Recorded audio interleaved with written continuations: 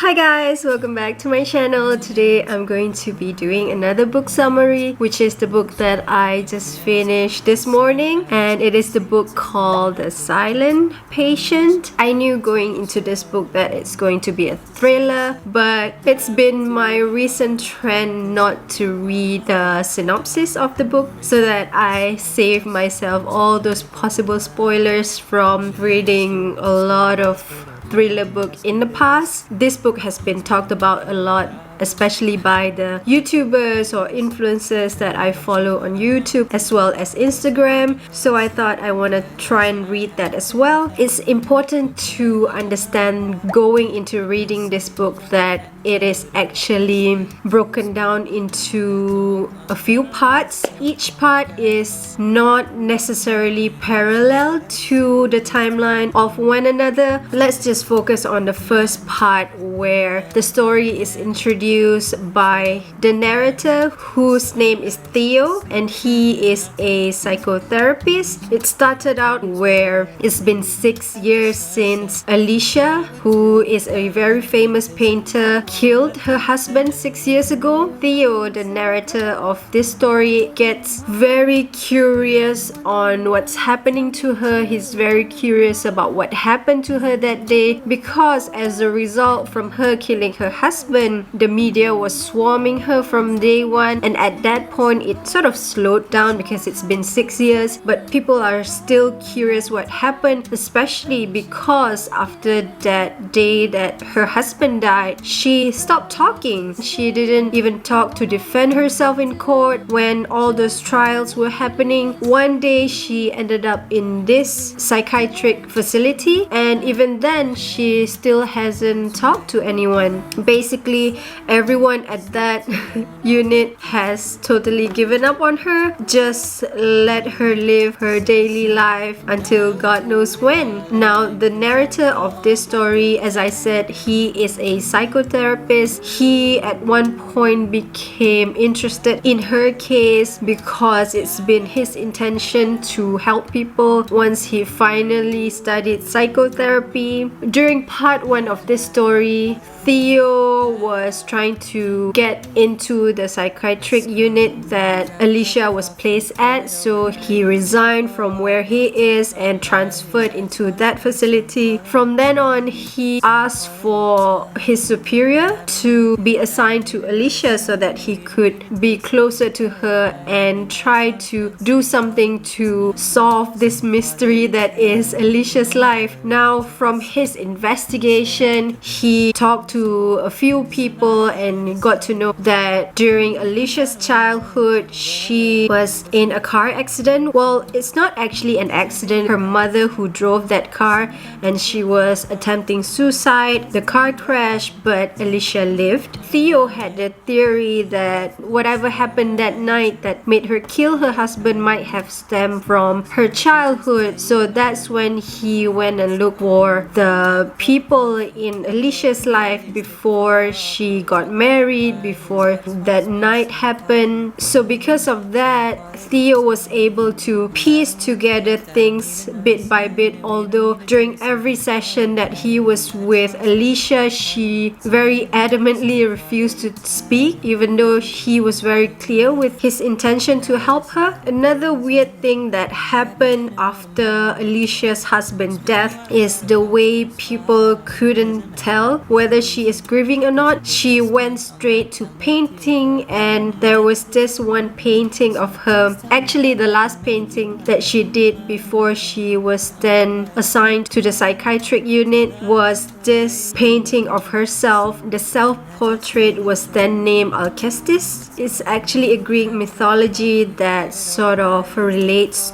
to Alicia's life. So after that, in effort to find out more about her, Theo then meet up with Alicia's old friend who handles her artwork. Basically, he runs a gallery where Alicia's paintings and artworks are at. Alicia's friend's name is John Felix. Theo could kind of tell that he liked Alicia. That made him wonder whether he had something to do with Alicia's husband's death. At the same time, he find it very helpful that perhaps the best thing that he could do in order for Alicia to speak is to give her a safe space where she could paint again, because that was something that she was passionate about. Theo took his advice and then suggested to his superior that maybe this is something that they could do. They went and did that. Indeed, that was the way that Alicia prefers to communicate at that point of time. While focusing on Alicia's case, there was this part of the book where Theo was also struggling in terms of his relationship with his wife. I believe his wife is a theater performer. Just like Theo, she would be very busy and needed to come home late for reasons of rehearsals and stuff. He was an understanding husband at first, but then one day when he stumbled upon Katie's email where she forgot to log out from the computer, that's when he realized that Katie is cheating on him. At first, he really wanted to confront her, but he stopped just so he could first prove what's happening and stuff, until one day he found out that Katie went to meet this other guy that she secretly has a relationship with by giving Theo excuses like she had to go for a walk or she had to come home late for rehearsal and stuff. At that point of time, Theo was very heartbroken. He almost killed that guy, but he didn't. Now back to Alicia's story. Throughout this book, Alicia actually keeps a diary. After spending some time with Theo and going through her therapy, she suddenly chose to give Theo her diary. In that diary, Theo found out all the things that happened leading up to that day when Alicia killed her husband. He found out these names of people in her life, but that diary turned out to end abruptly at one point. The thing that Theo was most suspicious about is when Alicia wrote down that she felt as if someone was following her. She felt as if a guy was following her and trying to do her harm. And also in that diary, she mentioned something about her neighbor Barbie. Then Theo went and meet Barbie. They discussed, and Barbie told that Alicia indeed told her something about feeling uneasy and feeling like she's being followed. At home, Theo was still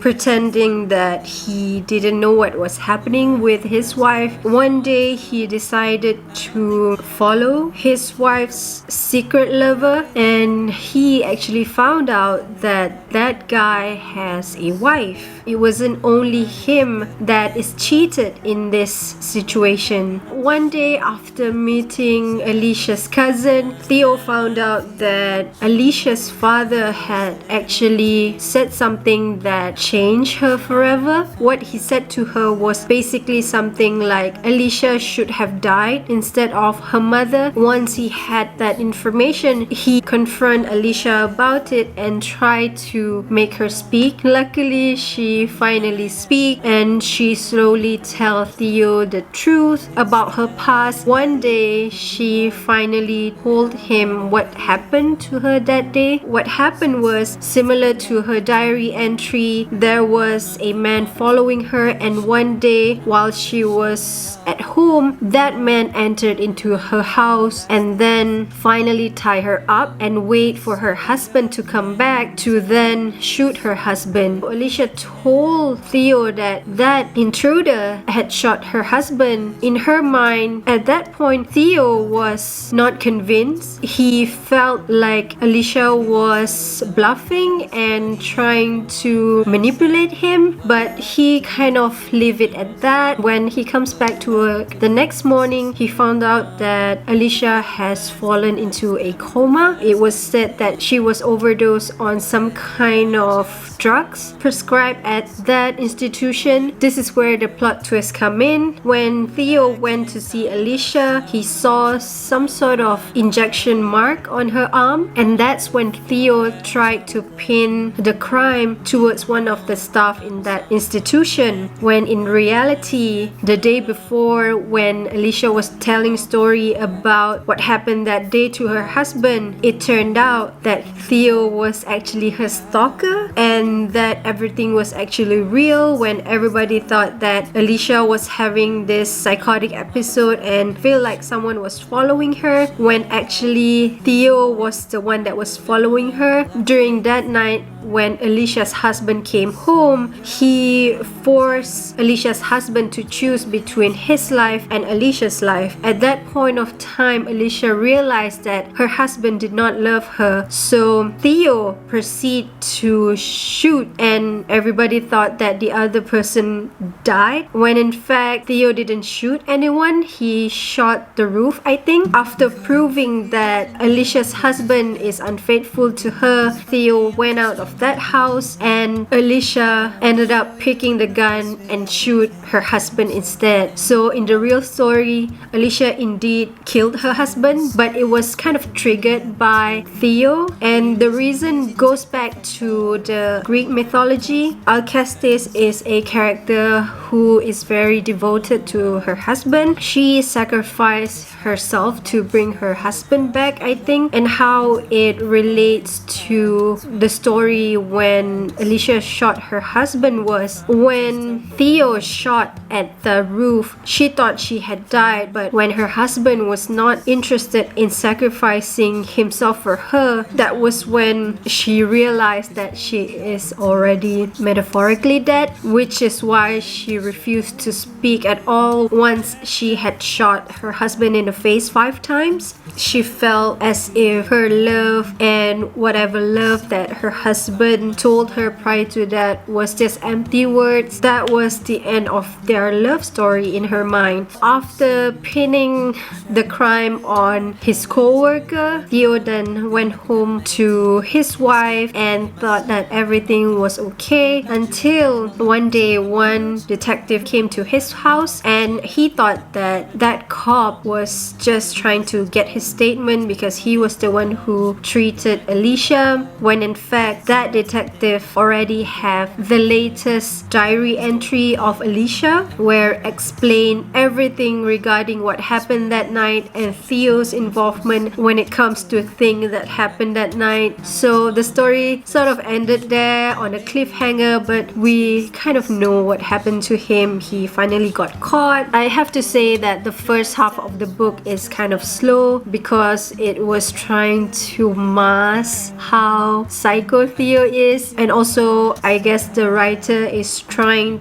to create dimension to the characters by giving them a lot of history and past experience, the abuse that they had to endure as a child, the possibility that they could be psycho. After the first half, you could feel the suspense, and it's starting to build up from there. Towards the end of the story, you could kind of guess that Alicia's story must have something to do with Theo, but you couldn't exactly guess what his role was. But it makes for a good twist to the story. Definitely something worth reading, especially if you love thriller. For a thriller junkie, I think you could probably guess what the ending was like. So it really depends on your preference when it comes to this book, but I think it helps to break up my current obsession with fantasy and dystopian type of book. This is something that brings me out from that reading genre hole. I hope you enjoy the summary of this book. As always, I will link the book that I talked about in the description box below, so if you are interested in it, you can find it down there. Thank you so much for watching. I hope to see you guys in my next video.